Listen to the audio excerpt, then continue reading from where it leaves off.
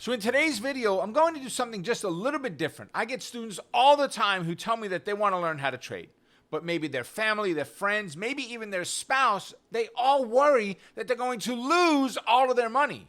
And if you don't know who I am, my name is Robert Roy, and I'm the founder of WealthBuildersHQ.com, where we teach traders technical strategies to build their wealth utilizing financial markets. And in this video, we're going to discuss how to handle when those close to you may not agree with what your decision is to go ahead and trade the markets.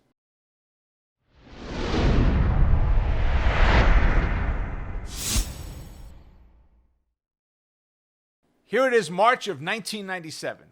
I take my very first training workshop. It was a 2-day training right here in New York. And the workshop was over. I was so excited. My eyes were opened. I did not believe it was possible to do anything in the market. Anything that I had, which was a little bit, was with a broker somewhere with, 401k type stuff, IRAs. Wasn't a lot of 401k then, but IRA type money, retirement. And I learned that you were able to do this on your own. I was so excited. It was like these chains were ripped off of my shoulders where I was free to now go ahead and do this. And I went home and I didn't tell my wife right away. My wife knew what I was doing. It was a little bit of an upsetting factor with us because of the money that I had spent to learn how to trade, right? Taking this training. But I got home and I was excited. So what's the first thing I do? I call up my friends. And I start telling them, and they're laughing at me saying, dude, you barely made it through high school. How in the world do you think you, of all people, are going to trade the stock market? So then I start telling family about it, right? And I got the same answer from uncles, from aunts, from cousins, from my brother, right? It's like, man, you are nuts. You've done some dumb stuff, but what did you get yourself into here? I saved the last person was my dad. I knew that my dad was going to support me 1,000,000%, right? I had no doubt in it, right? My dad was a smart guy. He was a businessman. He was an executive vice president of a very large electronics company in their buying division.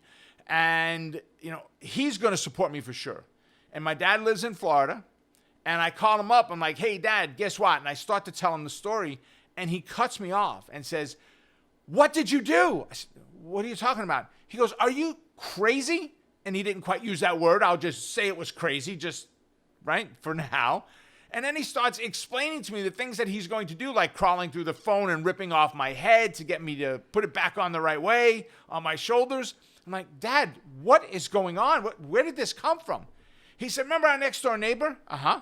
He lost all his money trading the market. I'm like, oh my God, he lost all of his money from that? Is that why they moved?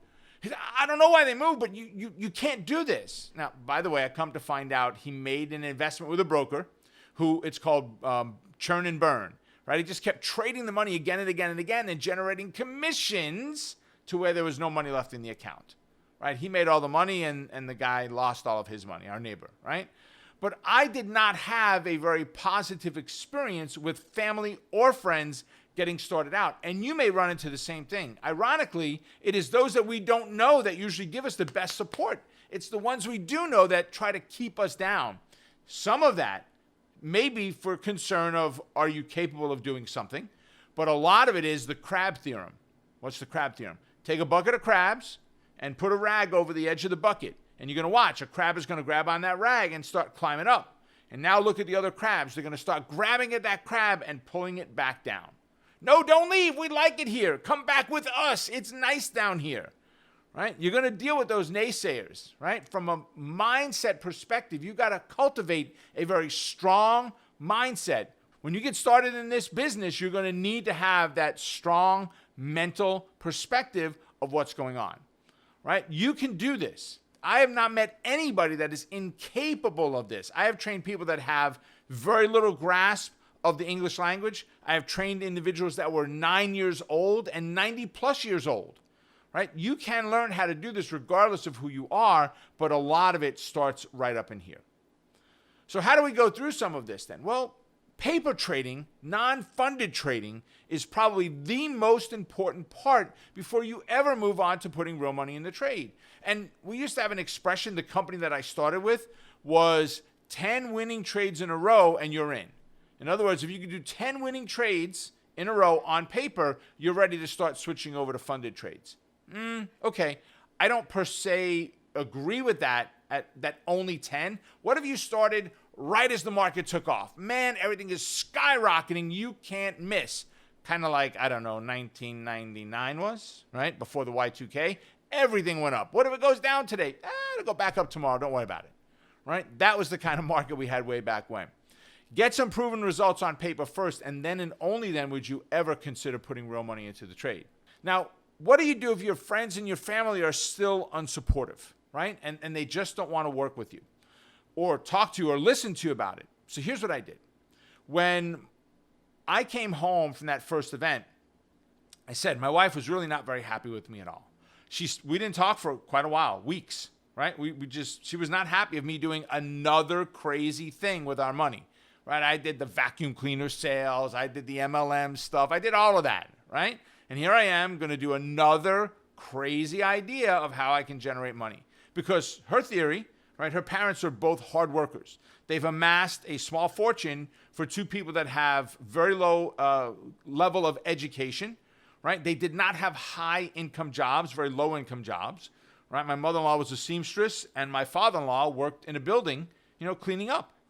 They didn't make a lot of money, but they bought a 4-family house. They bought another 2-family house. They put money away. They've made investments, right? Smart, but they may not be the most supportive of what you're looking to do, right? So if you've got these people that, like my wife, that would not support you, you need to stop talking about it. Just leave it alone with them, and you need to get to work. The way I had to do this, I was not as fortunate as all of you are today, where you can open an account up and have a non-funded or a practice account built right in the computer. Heck, computers were hardly used when I first started. Certainly laptops were almost non-existent, right? The computers in my company that I worked for were massive. They would fill hundreds and hundreds of square feet for one computer in a room, right? Today we call it a laptop or a phone, right? How much power is in that puppy, right? So go ahead and start doing the work. Do your trades, document every single thing. My sheet, even though you're doing it online on a non-funded account, I want you to write it down. I want you to write down what you're doing. In other words, what stock were you buying the option on? What was the price of the stock? What was the time of the purchase? What was the date that you purchased it? What was your reason for purchasing it? Was it an option? What option did you purchase? What delta did it have? What was the open interest? How big was the bid-ask spread? I wrote it all down. And more importantly, I wrote down what emotions I was dealing with when I placed that trade. Was I nervous? Was I excited? Was I being just dumb and placing too many contracts on my options trades? And my wife, all of a sudden, she comes in my office, which was in the basement at the time, and I had it in a binder. And she looks at the page and she says, "You made $500 on this trade?" Yeah, it's a paper trade, but yes, I did.